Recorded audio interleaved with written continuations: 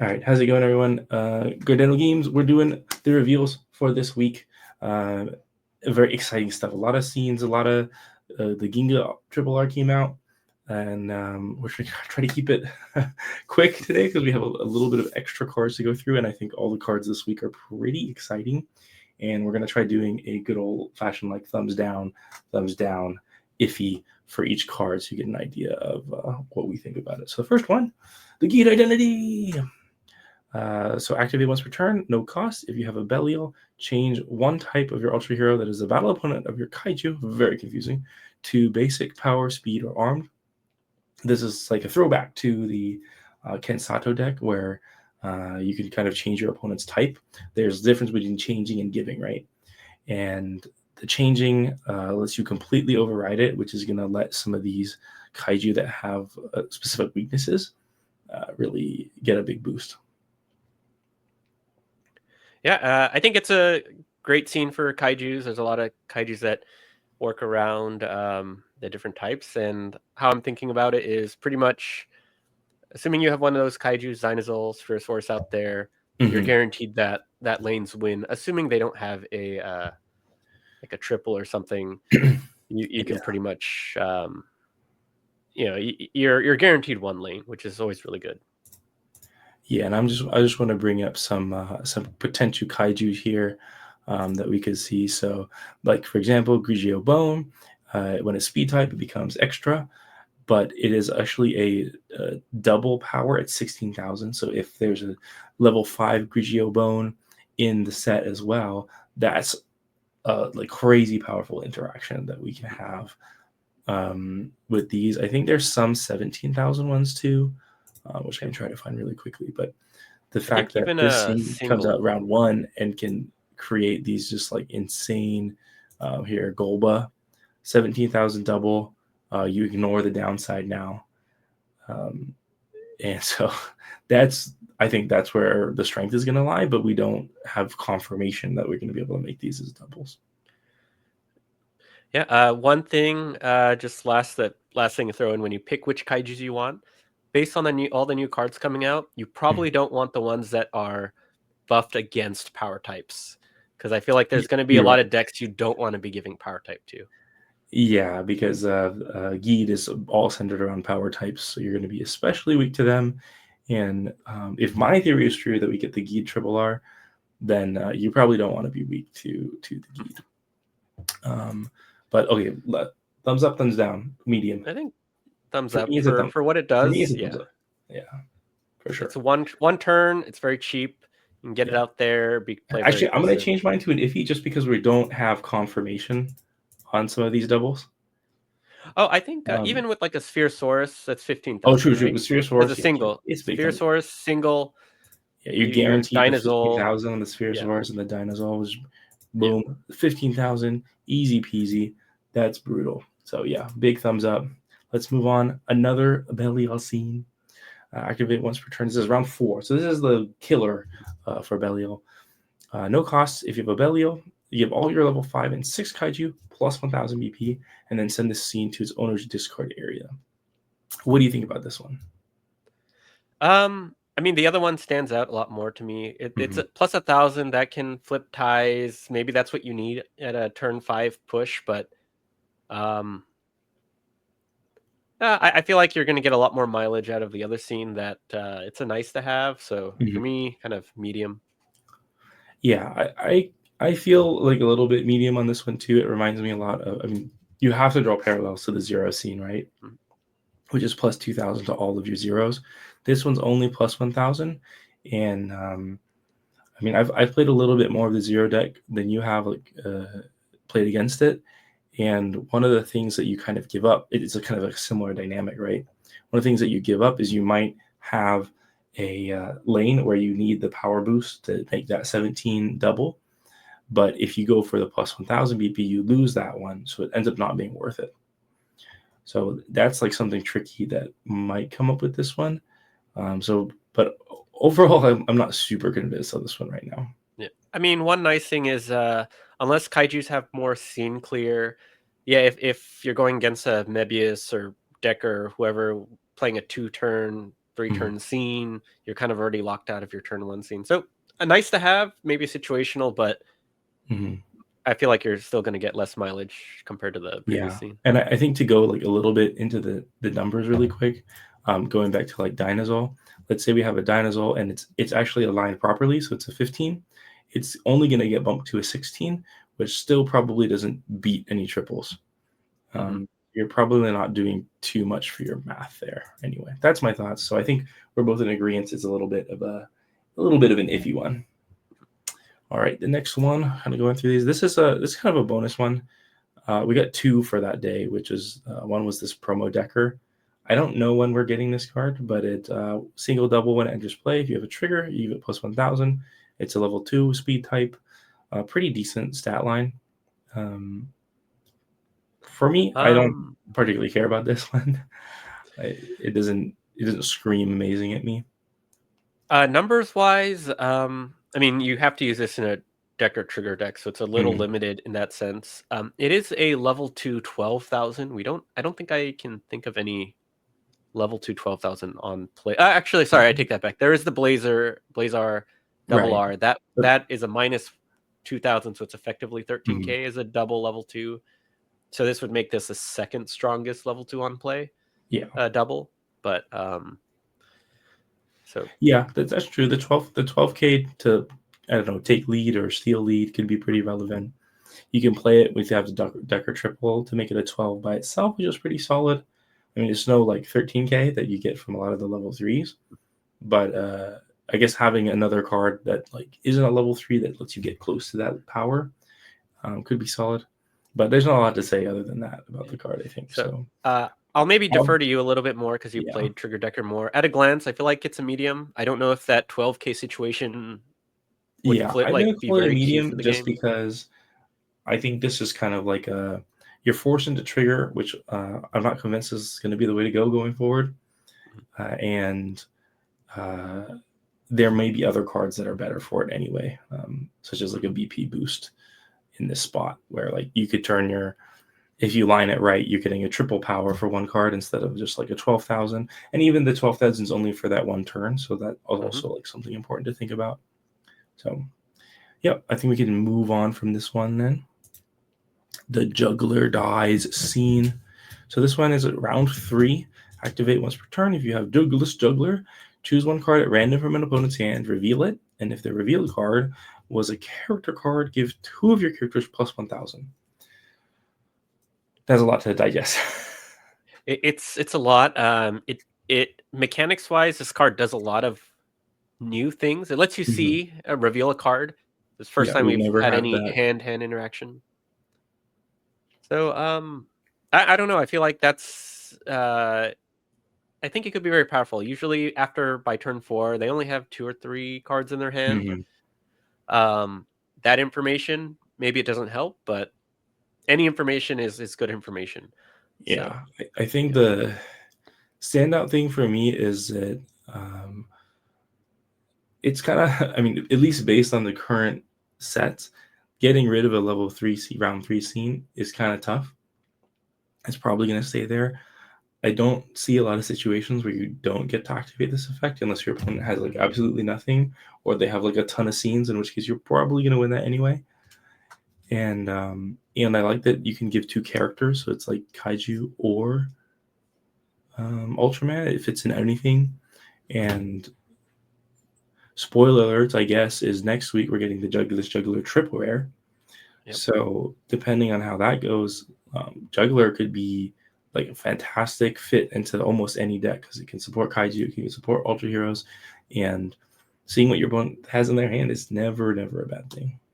I mean, worst case, if you see it's a scene card and you don't get the 2,000 or 1,000 to 2, well, now you know they have a scene card, and if it's like a turn 2/1 scene, they basically have a dead card in their hand, and you can even play extra aggressive.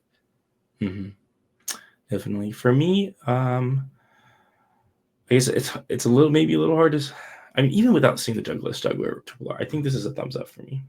Yeah, as a scene, like, I mean, there's a whole rest of the deck archetype to consider, but I'd give it a thumbs up. It does a lot of interesting things where I'd want to mix it in with different decks just to see what you can make out of it. Yeah, and plus like plus 1,000 plus 1,000. That's like Mhm. pretty big boost. You can use it to tie some to win some others. Um, and I think this is like it's a little bit of a power creep, I guess, if you would say, Mhm. from what we're used to. Is like one of Ark's, like I would say, best turns is being able to like play a Solace armor to give plus 1,000, use a Galaxy armor to swap it for plus 1,000, and this scene does it for really for free for free. Yeah. I Um, mean, uh, some chances you miss it, but those are pretty good odds. yeah, I mean most if we look at the current set of decks, right, most players are only running one set of scenes, so four scenes Mhm. at most. So the chances that you hit a scene in their hand is pretty low. Mhm. Anyway, that's yeah, I think we both agree it's a thumbs up. It's pretty versatile, and so as long as Jugular isn't like locked into orb for some reason, then we'll have a great, I think, support. I can't say support ultra, but a support character. Mhm. Okay, let's scoot on to the man in the monster for Decker. Decker getting a lot of love this week. So this is a round 4 scene. Activate once per turn, discard one card from your hand, and give a single Decker a BP grade increase for 1 this turn.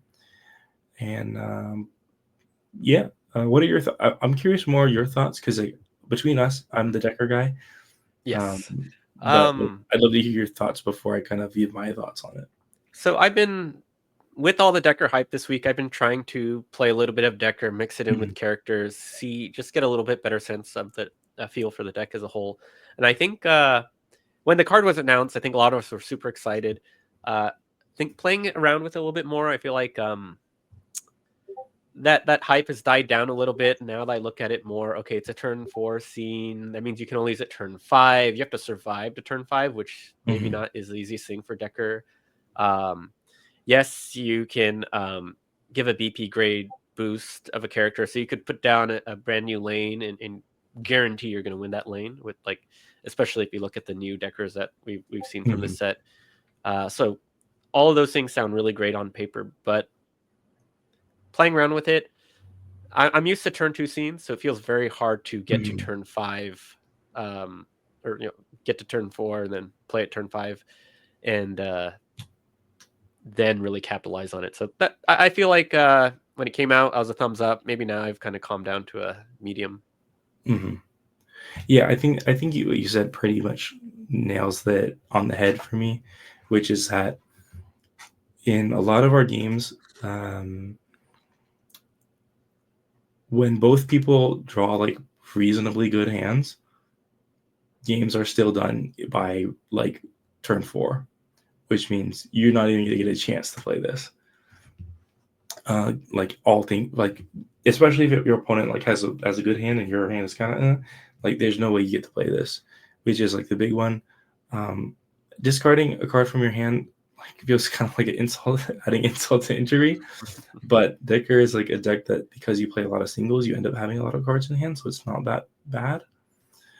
Um, but really, this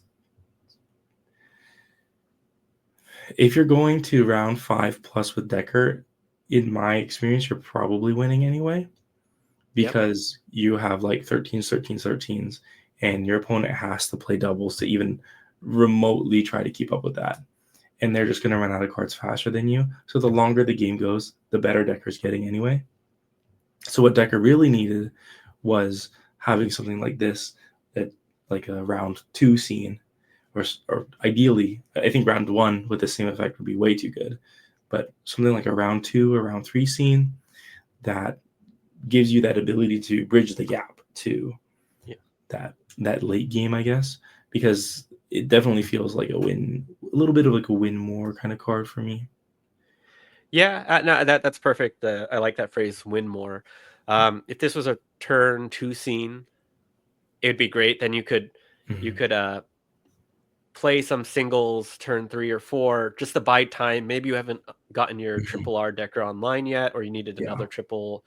So being able to do a quick bump, throwing away a card yeah. to stall that game until you get to turn 4 or 5 would be great. But in this case, it's a turn 4 scene. I mean, I guess between this, you have this scene and the other existing Decker turn 3 scene. I feel like that one feels a little more consistent. Yeah, I think That's I like the that one plus a little bit 1000, better. right?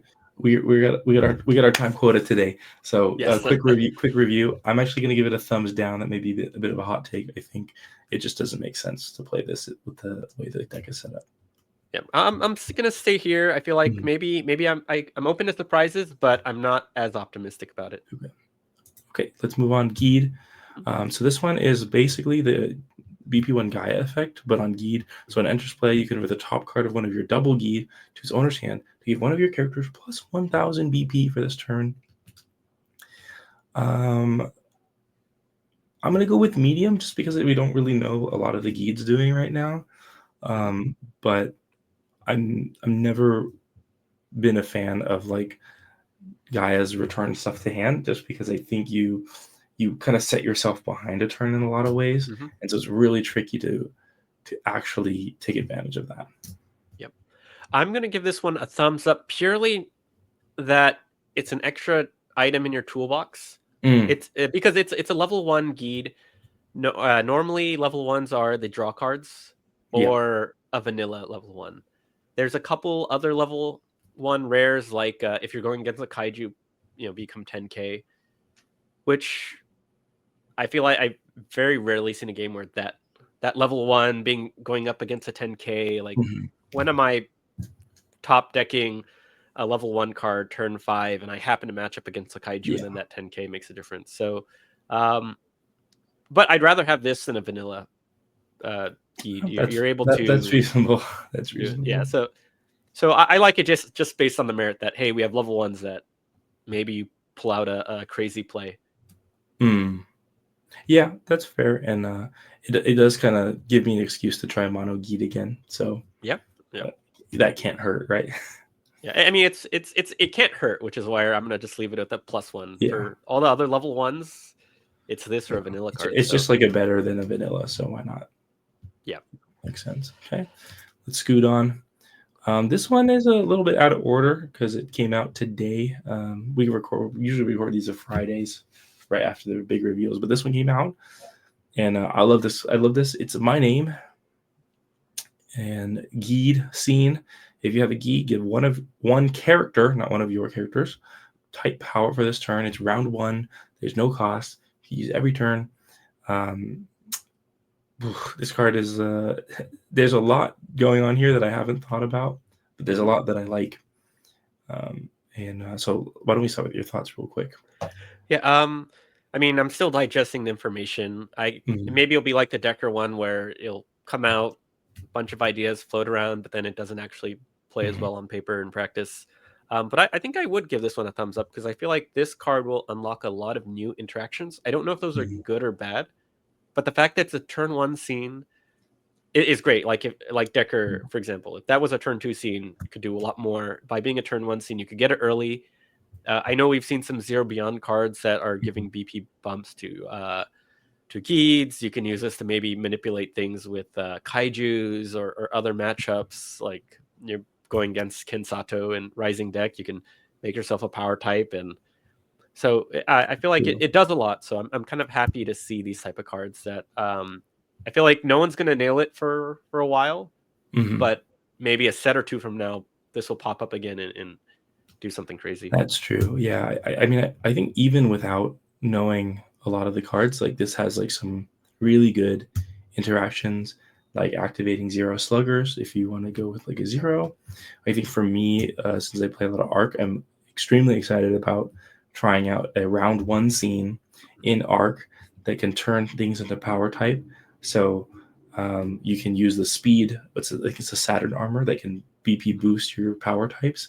So this gives you now the option to turn your scene BP1 arc triple Rs, which kind of suck as a double, into a power type, then bump them up to 18 as a double, which is like Mhm. it's a lot of moving parts, but it's pretty cool. So definitely something I'm excited to explore. Maybe we'll see something like a Spherosaurus that affects power types in the future. Mhm. And then this card, like you said, just comes back out of nowhere to be like, hey, I got you. So for me, that's a thumbs up. I think for you, that was a thumbs up as well. Yep. Mm-hmm. And now we can head to the video. So first card is Skill Arc Triple Double Rare. Level 6 was the equivalent of a level 2 for the Ultra Heroes. And it's just a scene searcher. Top 5 scene search, discard 3. For me, it's nothing really to talk about here. It's just a scene searcher. Yep. It's nice that it's a scene searcher in a deck that uses so many scenes. That's all I got. I mean, you pretty much hit the nail on what I was going to just say. I mean, it's probably going to pair with Arc-like scenes. This gets you scenes, gets you discards. It's a good effect for the matchup it's supposed to be in, or deck type it's supposed to be in. So can't complain. I think it just automatically give it a thumbs up. I might be more upset if it wasn't a scene search and it did something random that wasn't helpful for its double R level 6. That would be kind of weird. But it also there are other double R level 2 Ultra Hero effects. Some good, some meh, some good, some bad. But it's consistent. Can't complain. Yeah, but having scene search is never bad. So let's move on to the supposed to be the star of the show is the Ginga Triple Rare. Yeah. There's a lot to unpack with this card, I think. So obviously level 3, so it's a single or double. Doesn't work on triple. While you have 2 or more double Ultra Heroes, this character gets BP grade increase, so it goes up +1. And then if you have 4 or more double Ultra Heroes, give this character plus 1,000. So that would make it an 18,000 as a double. There's a lot to ask, I guess, depending on how your deck goes. But by turn, if you really like kind of play it out, by turn 4, you get at an 18,000 as a double, which is very strong. I don't know really how to get into all the stuff that I think like this could be good for in a like quick short segment, but it's good. It's really good. It's generic, so it opens up a lot of possibilities. I think compared to all the cards this week, this is one that when it was revealed, it was a thumbs up. The next day, thinking about it, still a thumbs up. Even now, I feel like this is the card that I spent all week or ever since it was announced. Like, oh, what if we put it here? What if we put it there? Yeah, put it in maybe a Tiga double deck or maybe Mebius Ginga. Like, just it has a lot of opportunity, and by itself, I think it's great. You can play it essentially as a double, and it'll be 17K. Most games you would have 2 doubles. And 2 cards for 17K is always good. And then you're telling me that based on how you play out the deck, you could have a double with an 18K. And if you're able to get 2 of these out throughout the course of the game, like doubles for 17 or 18K, it pairs with the Ginga scene. Maybe you can do something there. This one would even be like 2 thumbs up just on what I think it does for the game and as a whole. Yeah. Okay. I hadn't considered 2 thumbs up, but yeah, it's definitely up there. I think like it just pairs so on anything. It works really well with the scene. So if you don't remember, the scene requires you to downgrade your own cards. So you're taking your triple Ginga down to a double, but in this case, it doesn't actually affect you, and in some cases, it actually help you to downgrade to a double. So yeah, it's really it's going to be really interesting to see how people use Ginga, because I think it's a card that's only going to get better and better as people figure out how to use it. And don't forget that the Ginga scene also by doing the downgrade, you get, I think, 1,000 you can give to 2 different characters. Is that you get the number? 1,000 on 2 different characters. Yeah. So then this card, it's a double. I mean, even if you went from a triple double, exactly, if you're in the right situations, 20K. The one caveat with the Ginga scene is it only gives that effect to singles or doubles, which means if you end up with a pairing that likes to build triples, it's not going to really help that part, but it's still such a strong effect. And then so I think we're going with 2 thumbs up on that one. I'm excited to play this card. And then the final card, which for me is the sleeper winner of this reveals, Dark Lugiel. So this card is it just breaks the game. It's crazy. So single or double, when it enters play, you can choose a character's battle opponent, and if you do, the chosen character cannot level up during the next turn. It just negates the level up part of the game, and it's 18,000, 15,000. Maybe not the best numbers as a single, but preventing level ups? Are you kidding me? That's crazy. It's one where I like this card a lot, but it's a card that I would suggest caution with using it. I remember when, like, with promo Zeton and the 20k, people see 20k, they throw it everywhere, and then I played against people who didn't use it very well. This is a card that has a really good effect, or great, well, like amazing effect, but you have to use it well. Like, if you don't get any value by preventing that level up next turn, then its numbers by itself aren't the best. Yeah, you really have to think about how we're using it, right? But in the right situation, you can kind of force your opponent into a situation that you control the game. Being a kaiju, it's gonna have it'll be pretty tricky to use in other decks. But if you're with all the kaiju decks that we'll be able to use next set, I think it's a very scary card because you can block if you can outwit your opponent and block the level up when you know they need it the most. Then yeah, you'll do wonders. Yeah, and like even something like as silly as blocking the level up on the first turn, which is going to end up with you having essentially an auto loss there. But you could potentially do that, and then your opponent's not going to hit a triple on that first lane, which might be important for activating their other effects. So, like, if you imagine, like, you're essentially able to block them from getting to a triple. For arc, that means they're not able to hit the triple, the scene removal in that first lane, or they're not able to set up a galaxy armor. So even it's going to be hard to figure out the perfect use cases for it, but when it's good, it's going to be crazy, at least in my opinion. I might be overhyping it, but it's a huge thumbs up for me. I think it's again a thumbs up. There's a lot of places, and we could talk about all the possible interactions for this card a while too. It's going to be a lot about when to use it, like that turn 1 level up.